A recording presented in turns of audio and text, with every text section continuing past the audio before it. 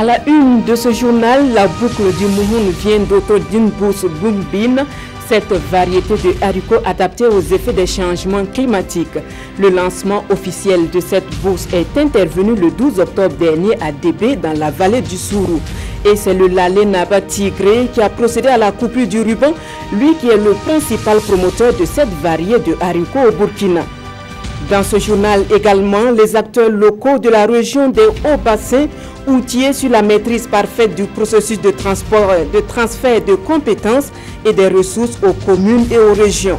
Et pour des résultats probants, chacun des participants à cet atelier a reçu un guide devant servir de boussole dans l'accomplissement de sa mission. Voilà qui fait la une de ce journal. Mesdames, Messieurs, bonsoir et bienvenue. La boucle du Mouhoun a enregistré sa toute première bourse Mungbin, une variété de haricots qui s'adapte au mieux aux effets des changements climatiques. Son rendement à l'hectare étant estimé à environ 3 hectares. Le Lalé Naba Tigré en est le principal promoteur et c'est lui qui a procédé au lancement de la bourse Mungbin dans la vallée du Sourou le jeudi dernier. Yves Rwamba et Aïcha Dianda pour le reportage. Les Mungbin, cette variété de haricots, va permettre au pays des hommes intègres d'atteindre l'autosuffisance alimentaire et de lutter contre la pauvreté, foi du Lalé Naba Tigré. Il a procédé au lancement de la bourse Mungbin ici dans la vallée du Sourou. Je place cette cérémonie de bourse de Mungbin à Débé, à Di ici, dans le Sourou, et pour rassurer les producteurs non seulement de cette localité, de la boucle du Mouhoun, mais aussi faire une invite vraiment à tous les producteurs du Burkina Faso que le Mungbin est une céréale qui peut être cultivée dans les 45 provinces sans difficulté. Elle n'a pas besoin de beaucoup d'eau et elle s'adapte au changement climatique. C'est une des céréales vraiment où la production est très intéressante pour un producteur. 3 tonnes à 4 tonnes à l'hectare avec son prix. Bon, en tout cas, on n'a pas de problème de commercialisation. 1 kg coûte 300 francs CFA. Outre ces avantages, cette légumineuse possède beaucoup de vertus. Le Mungbin, comme le Lalé Naba l'a dit, est riche en antioxydants, en micronutriments, en vitamines, en minéraux. Et ça, c'est une contribution importante pour le fonctionnement du corps. Avec la consommation de Mungbin, je pense qu'on va voir l'amélioration dans l'état nutritionnel, dans l'état de santé. La région de la boucle du Mouhoun est le plus grand producteur de cette nouvelle variété. Et le promoteur compte intensifier la production dans les 13 régions.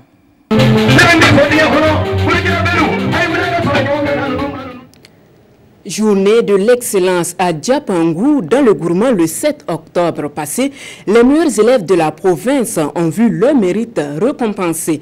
26 écoles primaires et secondaires sont concernées, le but étant d'attiser le goût du travail et du succès chez les élèves. Plus de détails avec Alassane Tchandrbego, Mouniratou Tankwano et Djadjali Nyoli. Des élèves du primaire et du secondaire qui se sont illustrés au cours de l'année scolaire 2016-2017 dans la commune de Diapangou voient ici leurs efforts récompensés. Ces prix sont composés essentiellement de bicyclettes, de fournitures scolaires et des lampes solaires. Il y a eu un vélo, un sac, 10 cahiers et 4 livres. Je suis joyeux et je souhaite aussi à tous mes amis de suivre mon chemin pour avoir ce prix aussi. J'ai travaillé dur, je m'approchais de certains professeurs pour demander des explications. Je suis joyeux et je remercie ceux qui ont fait toutes les possibilités pour organiser cette journée de l'excellence. Pour les promoteurs de cette journée de reconnaissance des mérites, de booster le développement à travers la promotion de l'excellence. On était encore plus jeunes. On a pu organiser une journée d'excellence et ça avait créé un engouement et une émulation du travail bien fait. Donc ceci, quand la marraine m'a approché pour que je puisse l'accompagner dans ce sens, je n'ai pas hésité. Encourager les enfants à mieux faire, c'est aussi encourager les parents à accompagner leurs enfants. Et l'avenir du pays, c'est la jeunesse. Donc investir dans la jeunesse, c'est primordial. Les meilleurs enseignants de la commune n'ont pas été oubliés.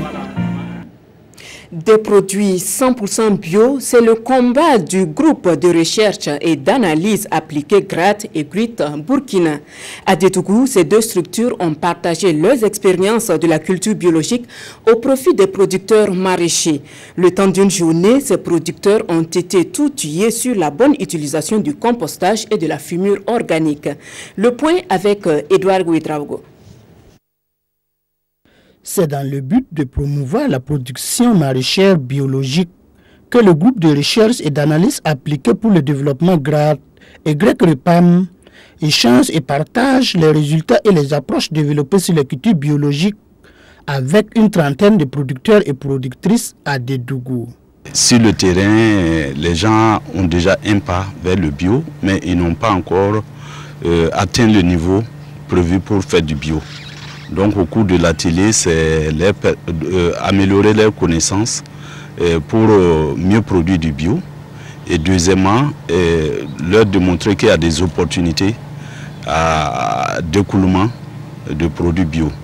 Selon le secrétaire exécutif de GRAD Burkina, les pesticides ne tuent pas que les mauvaises herbes. Ils empoisonnent également nos sols et nos aliments. Et il faut changer les comportements.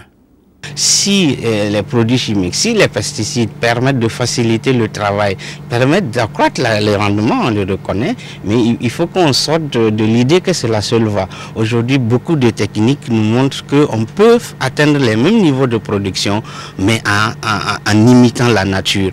Par exemple, aujourd'hui, on peut fabriquer du compost qui a les mêmes caractéristiques que le NPK et qui permet à la fois de nourrir la plante, d'avoir cette productivité, mais ce qui est encore excellent, c'est que ça nous permet d'avoir un impact moindre sur nos sols, sur la santé.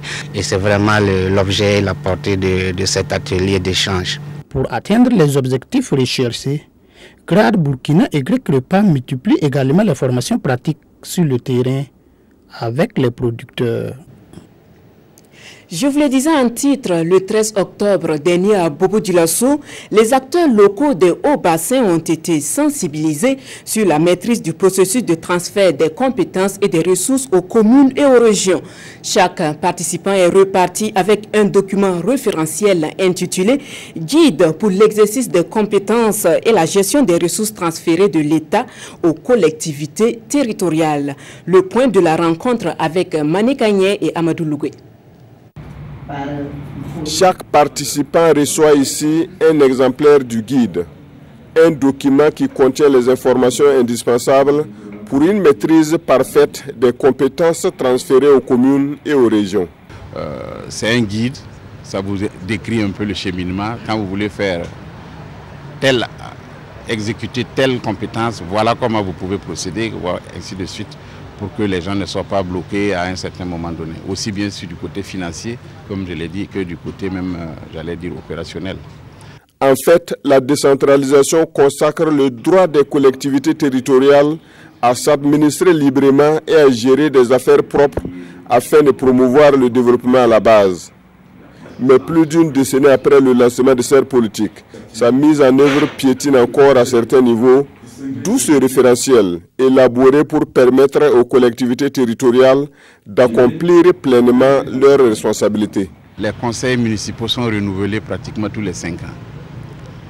Celui qui a été maire pendant cette période, le prochain mandat, il peut ne plus être maire. Et le nouveau qui vient, il faut encore lui montrer ce qu'il faut faire. Donc vous voyez que c'est un éternel recommencement entre griffes. Parce que les agents qui sont avec les maires n'ont pas aussi, eux aussi, maîtrisé un peu le processus. L'élaboration de ce document a été rendue possible grâce à l'accompagnement du programme d'appui aux collectivités territoriales et du programme de renforcement de la gouvernance locale et administrative. Bobo-Dioulasso marque la phase de lancement du guide. Il est prévu des ateliers similaires dans toutes les régions du Burkina Faso. Pendant ce temps, à Ouagadougou, des étudiants burkinabés de la 15e promotion de l'Université Senghor d'Alexandrie en Égypte ont reçu leur parchemin le 7 octobre passé. Ce sont 20 diplômés en master en développement qui ne demandent qu'à faire leurs preuves sur le terrain. L'Université Senghor d'Alexandrie reçoit depuis un quart de siècle des étudiants ressortissants des pays l'Organisation internationale de la francophonie. Idrissa Ouarga et Yolande Lompo pour le reportage. Ils reviennent d'Égypte où ils ont défendu les couleurs de la nation parmi 25 communautés au sein de l'Université Senghor d'Alexandrie. Après 1 an pour les uns et 2 ans pour les autres, ces 20 étudiants formés en master en développement dans les domaines de l'administration et gestion, de la santé, de la culture et de l'environnement reçoivent en ce jour leur parchemin. L'Université Senghor d'Alexandrie compte 9 spécialités. Voilà, le Burkina a été représenté dans 8 des 9 spécialités. Nous demandons aux structures, aux responsables des projets et programmes, voilà, de ne pas avoir de doutes, de nous essayer, voilà, de nous confier des missions, et de nous accepter en stage, voilà, de nous tester. Et après, c'est eux-mêmes qui diront de quoi nous sommes capables. En lieu et place de la mise en disponibilité, un plaidoyer a été fait afin que dorénavant les fonctionnaires admis au concours soient placés en position de stage pour faciliter leur séjour. Nous sommes opérateurs directs de la francophonie et par conséquent la particularité c'est que nous mettons en place des formations qui ne soient pas en concurrence avec les universités nationales. Nous avons une mission d'utilité publique internationale et nous travaillons avec toutes les universités francophones. C'est la mission que les chefs d'État nous ont donnée. De leurs coparrains, ces filles devront retenir 3 choses, à savoir ne jamais avoir peur de l'échec, cultiver le savoir-être et travailler de sorte à être utile à sa famille ainsi qu'à son pays. Depuis un quart de siècle, cette université forme des jeunes ressortissants des pays membres de l'Organisation internationale de la francophonie.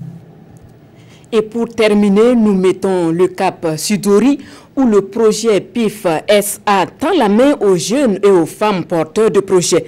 Des jeunes et des femmes évoluant dans le domaine de la transformation agroalimentaire qui voient leurs compétences sur la création et la gestion d'entreprises se renforcer. On en sait plus avec Martin Ouedraogo, Pinedien Yanou et Lazare Sanou. La réalisation des projets est le credo de PIF-SA, un projet de création et de mise en place d'incubateurs de pépinières et d'autres agroalimentaires.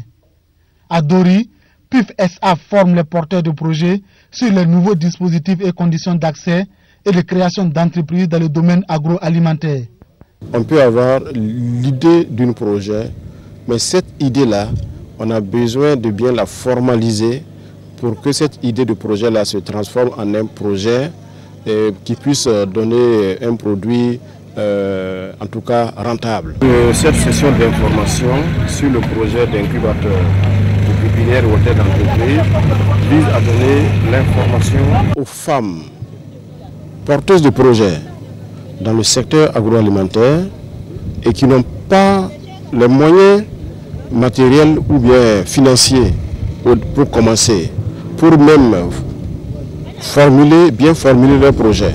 Le projet est donc prêt à accompagner les femmes et jeunes porteurs de projets qui seront passés par l'incubateur. En réalité, ceux-là qui vont passer par l'incubateur, leurs projets puissent être bien appréciés par les dispositifs de financement.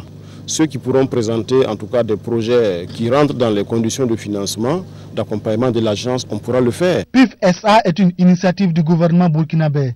À l'issue de la formation, les participants sont outillés sur les modalités d'accès aux activités du projet.